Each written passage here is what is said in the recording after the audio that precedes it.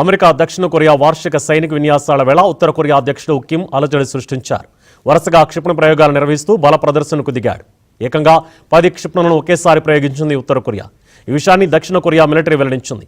ఉత్తర Korea రాజధాని ప్యాంగాంగ్ సమీపం నుంచి ఆ క్షిపణులను ప్రయోగించినట్లు దక్షిణ కొరియా తెలిపింది. అయితే ఇవి ఎంత దూరం ప్రయాణించాయో తమకు తెలియదని ప్రకటించింది. మరోవైపు కిమ్ చర్యలపై జపాన్ రక్షణ శాఖ సైతం స్పందించింది. కిమ్ సర్కార్ ప్రయోగించిన ఆయుధాలు తమ దేశ ఎక్స్క్లూజివ్ ఎకనామిక్ జోన్ వెలుపల ఉన్న సముద్ర జలాలలో పడినట్లు ప్రకటించింది.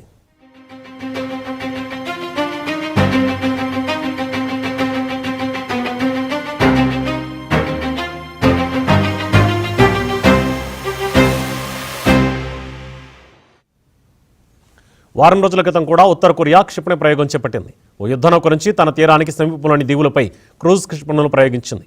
ఆ ప్రయోగ పరీక్షలను కిమ్ తన కుమార్తెతో కలిసి కాన్ఫరెన్స్ హాల్లో కూర్చొని వీక్షించారు.